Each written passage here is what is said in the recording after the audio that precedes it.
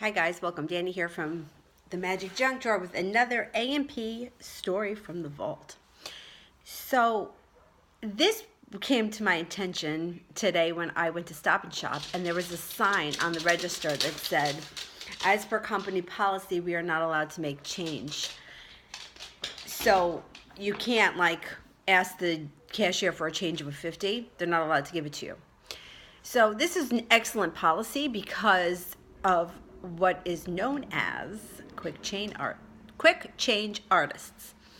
And I can't remember whether or not I made a video on this before, but I don't think that I did. So this is what they do.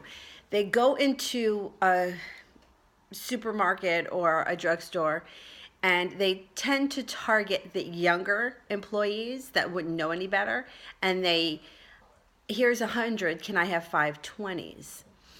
And you give them the 520s, and then they're like, here's 220s, let me have 410s.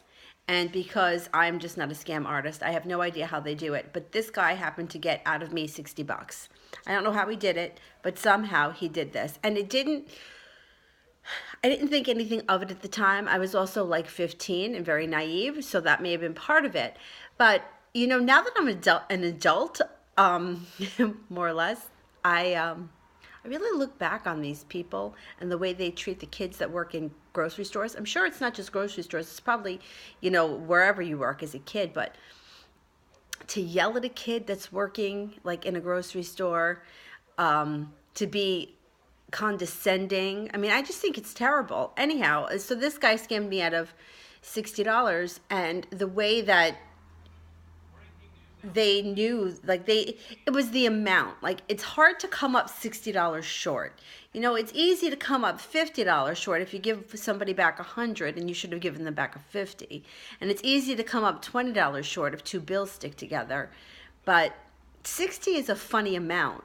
And when my drawer came up $60 short, they were asking me questions, and sure enough, this is what they realized what had happened. And I was written up for it, but pretty much like the the people that you work with know people that are stealing and know the people that aren't stealing. Like, you can kind of like intuitively figure it.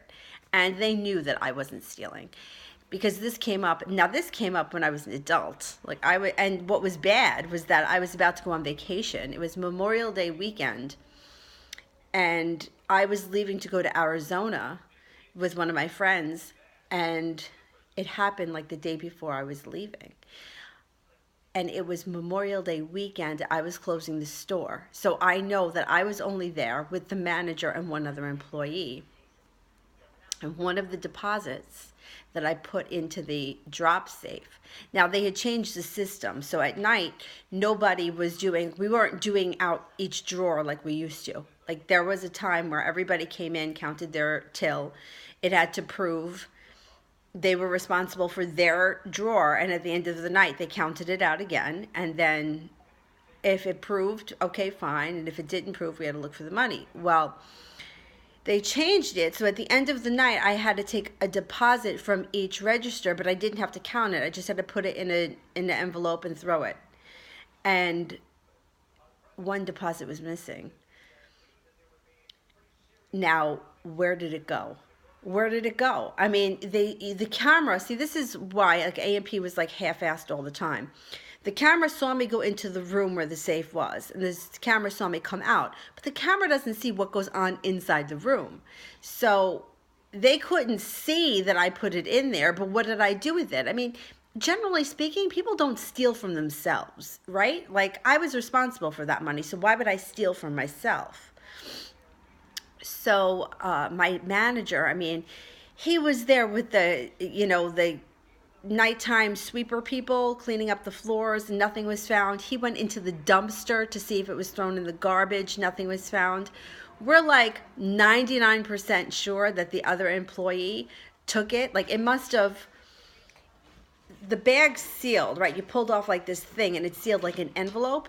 But when you put it down, the safe, it was kind of bent funny. And if it was it was definitely, you were definitely able, if it got stuck a certain way and didn't go all the way down, you could put your hand in there and take it out. And that's sort of what we believe happened, but we couldn't prove it. So after that happened, we had a toilet bowl brush that we would stick in there after every time we dropped something, just to make sure that everything went down, because the way the neck was bent, you could stick your hand in there, and if it didn't go all the way down, and if the envelope wasn't heavy enough, it would get stuck there. So everyone's a scammer. Yeah, so that's pretty shitty. And then another time, now we've had a lot of employees get fired for stealing. We had this one guy who, we always would think that because somebody showed up older, and when I say older, it's so funny. One of the bookkeepers, she went out to lunch, and I was covering the office while she was gone. And when she came back, I'm like, this girl came in and applied. And I'm like, and it's good, she's older. So the bookkeeper was like, well, how old? And I'm like 20. And she's like, oh my God, if you think 20 is old, you must think that I got one foot in the grave and the other on a banana peel.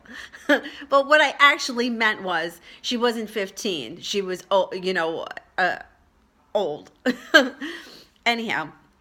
So this guy was old. He was probably in his early 20s and very slick, very slick.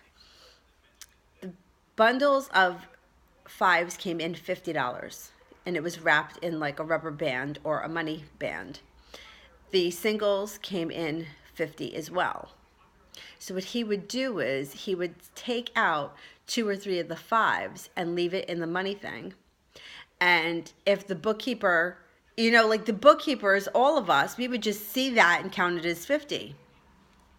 So what would happen was the cashier after him would come up short. And it always happened. So that's when we started taking apart the money thingies and counting it while he was there, because that's how we wound up catching him.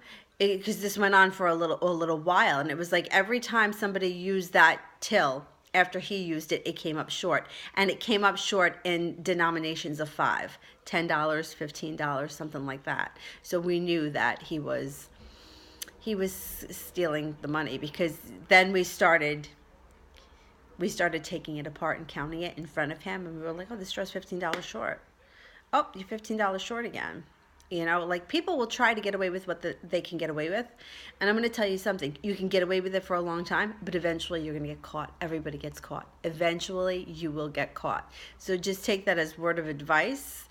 If you plan on doing anything sketchy, you're going to get caught. Because sooner or later, it all comes out in the wash. All right, if you like what we're doing here at the Magic Junk Drawer, don't forget to like and subscribe, share us with your friends, and we will see you soon. Thanks for watching. Bye.